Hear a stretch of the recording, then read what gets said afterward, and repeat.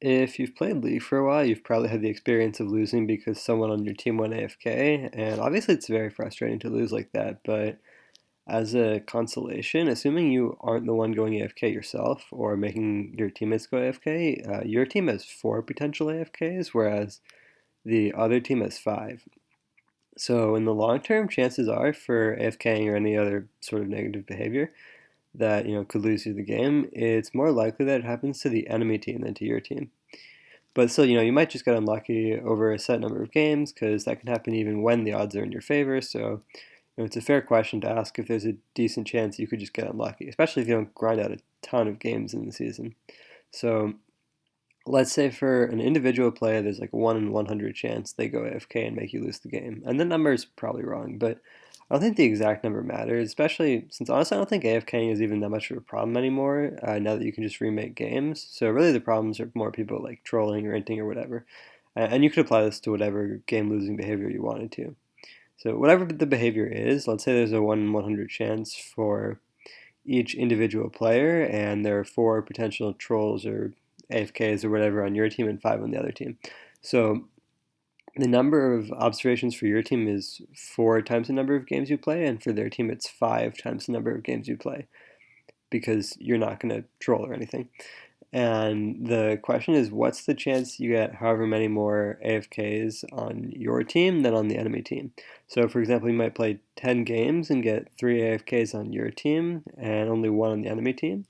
in which case there were two more AFKs on your team than on the enemy team. And also, since you played 10 games and you had two more AFKs on your team than on the other team, that means that as a proportion of your total games, you had in 20% of them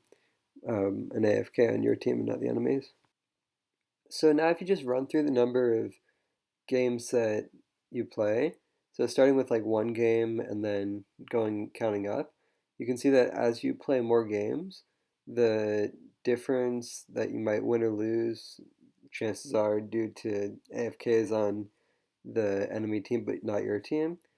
becomes a much smaller proportion of your overall games played. This one's only showing like the 20 most likely or something, but um, the other ones are pretty much a zero, like very low chance. Um, and so, like, as you play more and more games, it becomes pretty unlikely that there's a like significant difference in AFKs on your team versus the enemy team as a proportion of the total number of games you play, which means, if you play like this is on 50 games or 60 games, even if you do have a decent number of games with AFKs, I mean, chances are they'll be on the other team, so you'll probably end up winning more because of it. But the difference, even then, like between the number of AFKs on your team and the other team, that difference is probably pretty close to zero as a percent of the overall games you've played. So, it might be like 2% of the games or something, depending on your luck, where you win or lose an extra 2% that you wouldn't have if people didn't go AFK. And there is a sort of small chance that happens, but like you can see the chance that you win or lose more or less than you would have without any AFKs is pretty small for decent percents of your total games played and gets pretty small pretty quickly as you play more games.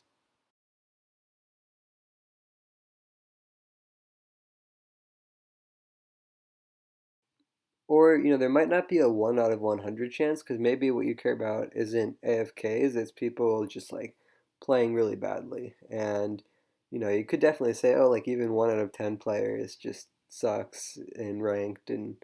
loses their team the game. So you could say, well, okay, try with 1 out of 10 instead. And I think what you see is that it's sort of more spread out. And I mean, it is true that this is the difference as a percent of your total games played, which makes it look in a way smaller than it is because if you get five, if you play, let's say you get five bad players on the enemy team and they win you 5 games, and then you get four bad players on your team and they lose you 4 games. Um, you came out 1 game ahead, but that took you 9 games to play. So you could see how that could be, frustrating if it feels like your games are decided more by your teammates than by how you play, which, I mean, you just have to grind out the games and stuff. And then it's not entirely, I wouldn't say 1 in 10 um, players are like so bad they're literally uncarryable. But uh, and when people talk about like coin flips as if you have no agency whatsoever, I think that's sort of bad because it's like partially true that there's an element of chance, but like it's not completely chance, which is why the coin flip is sort of insidious because the idea of a coin flip is like, oh yeah, well I just got unlucky this game, but then you start thinking of like every game is a coin flip, which is sort of bad because you stop again. It takes out your agency, which you should always want to have in your games. Anyways, but the point is the difference as a percent of your games due to like really just like trolls or whatever bad players, even if they're like 1 out of 10 games, is now probably going to be somewhere like you know 0% to I don't know -10% or something, -20%. So basically, you're just gonna probably win games because right because what negative means is that um, they're more often on the it's more often a negative difference, like they're more often on the enemy team, so they lose games for the enemy team, they win games for you. So but mainly I think what you can see is the uh, difference gets smaller. So there's it's extremely unlikely that you could play a ton and lose a ton more than you win just because of people being bad.